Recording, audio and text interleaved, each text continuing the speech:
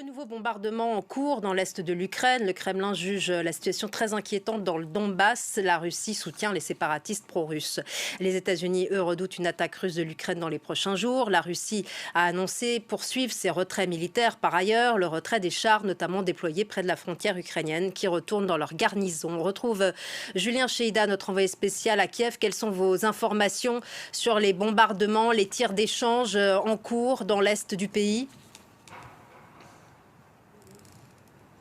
Eh bien, cela s'est produit dans la ville. Bonjour Judith, cela s'est produit dans la ville de Stanitsia Luganska, à quelques kilomètres de la ligne de front. Ville toujours sous contrôle gouvernemental. Les habitants disent avoir entendu durant toute la matinée des bombardements répétés. Pas de bilan officiel pour l'instant, mais ce qu'on peut vous dire déjà, c'est que cela intervient au lendemain d'une recrudescence des tensions avec des bombardements qui s'étaient déjà abattus sur cette localité. Bombardements qui avaient notamment visé des bâtiments civils et détruit une partie d'une école maternelle. Ce qui se passe sur place pour l'instant, c'est surtout une guerre de communication avec des pro-russes qui accusent l'armée ukrainienne d'être responsable de ce regain de tension en ayant placé des forces défensives. Du côté du gouvernement, du côté de Kiev, le gouvernement a répété encore aujourd'hui devant le Parlement qu'il n'avait pas d'intention offensive vis-à-vis des séparatistes russes.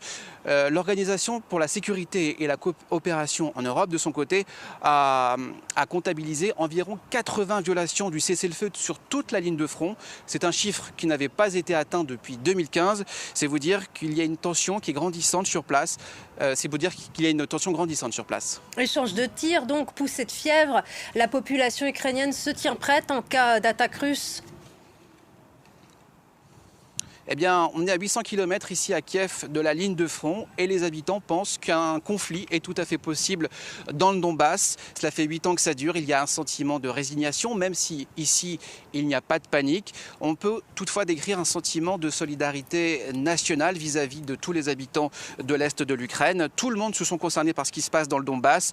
On a vu ce matin un recueillement à un mémorial qui était en hommage aux morts du soulèvement de 2014, aux morts de Maïdan. Des anonymes sont venus d'abord assister à une messe et ensuite ont déposé des petits anges en papier tout le long de ce mémorial. Certains pensent encore qu'une guerre peut être évitée ici en Ukraine. Merci beaucoup Julien Cheïda.